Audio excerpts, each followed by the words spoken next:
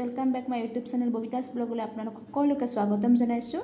আজি মই বনাবলৈ লৈছোঁ অমিতাৰ এটা ধুনীয়া ৰেচিপি। মই অমিতাটো ফালি ল'লোঁ, এতিয়া মই অমিতাটো গুচাই ল'ম।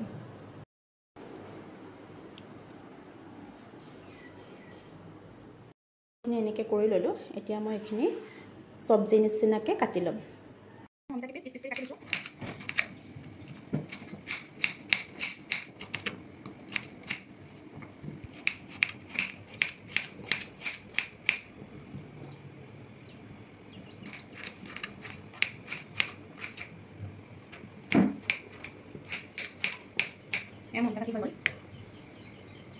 অমিতা কাটি হৈ গ'ল, এতিয়া এইখিনি মই বইল এটাত লৈ ল'ম।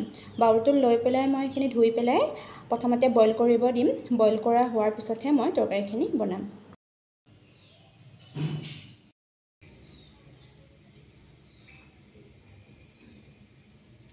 মই অমিতাখিনি এতিয়া কুকাৰত 2টা চিটি লগাই দিম। মই বইল কৰি ল'ম। কুকাৰত এইটো কাৰণেই দিছোঁ, সোনকালে হ'ব। বইল হৈ গ'ল, মই এতিয়া অমিতাখিনি কুকাৰৰ পৰা উলিয়াই ল'লোঁ। এইটো পাতিলোঁ, পাতি পেলাই তেল দিলোঁ। তেলখিনি গৰম হোৱাত মই মাছকেইপিচ ভাজি ল'ম।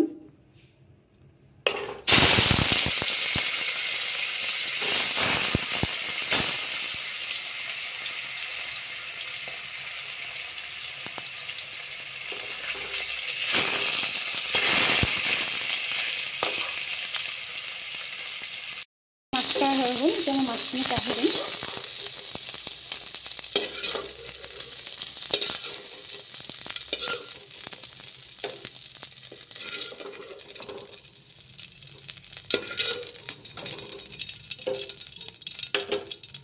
গৰম হয়, মই প্ৰথমতে পাঁচফোৰণখিনি দিম।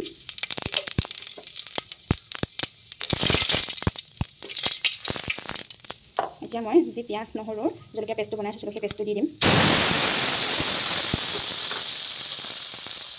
অলপ মই লৰাই দিম।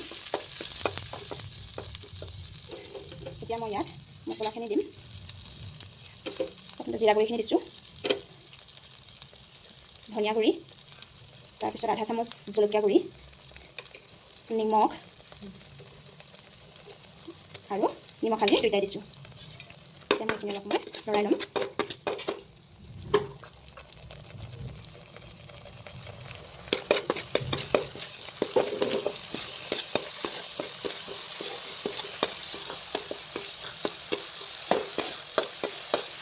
আপোনালোকে কেৰাহীত এনেকৈ নিদি মছলাখিনি কাপ এটাতো মিক্স কৰি ল'ব পাৰে।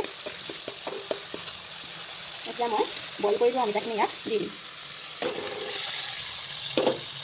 এইখিনি অলপ মই ফ্ৰাই কৰিম। হাই ফ্লেমত দি, যিহেতু অমিতা আমাৰ স্বাস্থ্যৰ কাৰণে উপকাৰী, আপোনালোকে অমিতা যিকোনো বিভিন্ন প্ৰকাৰৰ বনাই খাব পাৰে। আমি এনেকৈ মাছৰ লগত বনাই খাম। এইখিনি অলপ উতল আহিব লাগিব। ভাজি আছোঁ আৰু অলপ সময় ভাজিব লাগিব। ভাজা হ'ল, ভাজা হওঁতে আমি ইয়াত যিখিনি বইল কৰি লোৱা পানী আছিল অমিতাখিনি, সেই বইল কৰি লোৱা পানীখিনিয়ে দিম।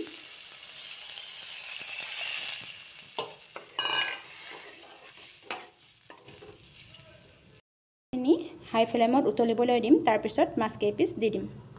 এয়া উতল আহিল, এতিয়া আমি ইয়াত মাছকেইপিচ দি দিম। এই মাছকেইপিচ দিয়াৰ পিছত আৰু অলপ সময়মান উতল আহিব লাগিব, তেতিয়া খাবলৈ টেষ্টি হ'ব। সাধাৰণভাৱে বনোৱা অমিতা মাছৰ তৰকাৰী আমাৰ ৰেডি হৈ গ'ল। আপোনালোকেও এনেকৈ বনাই খাই চাবচোন কেনেকুৱা পায়, আৰু মোৰ ভিডিঅ'টো চাই কেনেকুৱা পালে সেই কথাটো কমেণ্ট কৰি জনাব। লগতে মোৰ চেনেলটো যদি নতুনকৈ চাই আছে তেনেহ'লে ছাবস্ক্ৰাইব কৰিবলৈ নাপাহৰিব। আজিলৈ আহিছোঁ, ধন্যবাদ।